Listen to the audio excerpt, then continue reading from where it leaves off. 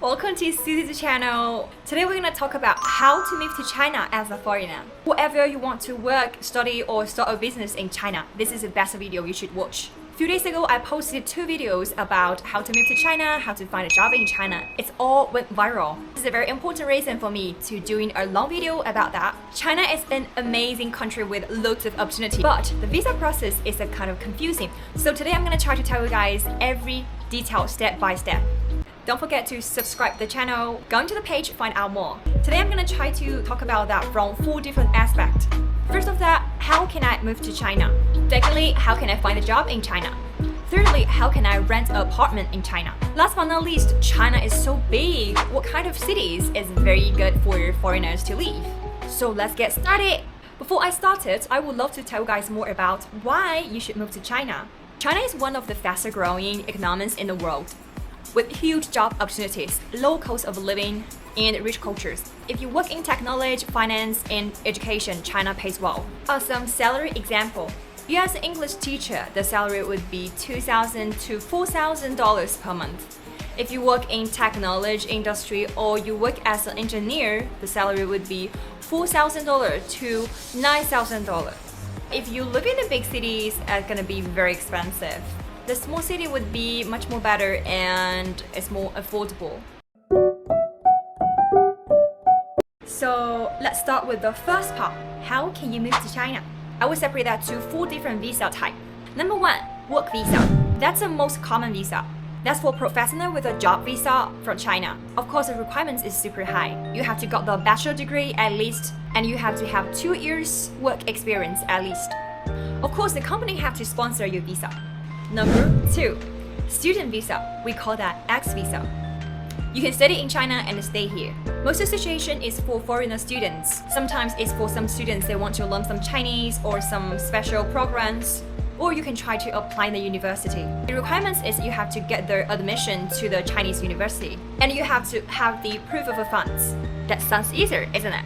Most of the students, when they finish the study in China, they will find a job in China and switch it to the work visa. Number 3, business visa. We call that N visa. This is for if you want to come to China for very short-term work. If you have some projects in China and you need to come to China to talk about that. Usually you can stay in China 30 days to 90 days. Number 4, we call that Q visa or S visa. This is for spouses or kids. If your spouse or parents is Chinese or they have a Chinese green card, you can have it. The requirements is only have to show them the marriage certification and the proof of relationship. Oh, we have number 5. Last but not least, investor visa. This is for some entrepreneur if you really wanted to come to China, find a good opportunity, start your company. So the requirements is, first of that, a registered company. And you have to apply for a work permit as a company owner. And remind, Shenzhen and Shanghai, they're very friendly to some startup foreigners. So welcome to Shenzhen! That's all sounds like you have to renew the visa or you can't stay in China for a super long time. Or you can't come back anytime you want, right? So you might want to know, can I stay in China forever? Or can I come back to China whenever I want to? I would say yes, but it's super hard. Because at least you cannot be a resident. In China, we cannot allow the dual citizenship. If you really want to be the citizen in China, you have to give up your original citizenship. That's not worth it. But there's a chance you can get a green card if you marry with a Chinese citizen for 5 years plus. Or you invested $2 million in China. Or you work as a high-level expert. Yes, it's possible you can get the green card. But kind of remind, from the research, till now, China only have 10,000 foreigners hold the Chinese green card. So you can imagine that is super hard. I'm a single.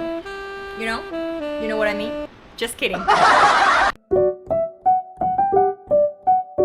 Part 2. This sounds like a super long topic, but actually I can use 1 sentence to finish that. Going to check these 3 websites: LinkedIn, e-Chinese cities, and Headhunters. I just searched the China job or Chinese job. One of my UK friends, he is in Shenzhen. He found his job by searching China job from Google. If you really wanted to move to China, you should start it right now. You search the job right now.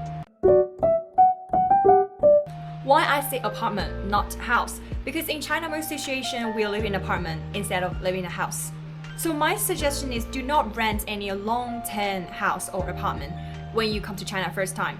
So I suggest you guys try to separate to two different steps. First step, try to rent a short-term one, 1 month to 3 months. That's kind of very flexible, so it's very easy for you to check in other rooms or check in other places while you're living in China. So you can go into Airbnb, Booking.com, this kind of website to check the short term. The price might be a little bit more expensive than the long term one. It's around $600 to $1,000 for 1 or 2 bedroom in big cities. Or if you want to, you can rent some hotel because in China the hotel is kind of cheap compared to other countries. Some nice hotel around 30 to 50 bucks per day. Obviously, hotel is more flexible, so it's all depend on your situation. Second step, try to find a long-term rent. As for long-term, you can go into different websites. Like WLC, Z-Room, 链家. Every website have different function. WLC, they don't have any agent fee, so you can save some money. 自如 is kind of furnishment apartments. It's very convenient for you if you just came here, you haven't buy any furniture or you don't want to buy any furniture. And you can find some English support in their application.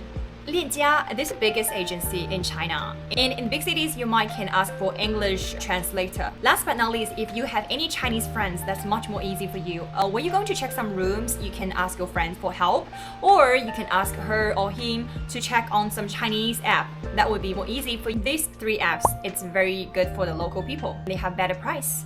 In big cities, they still have some community, so you can try to find some community there in case you were going to any of these cities.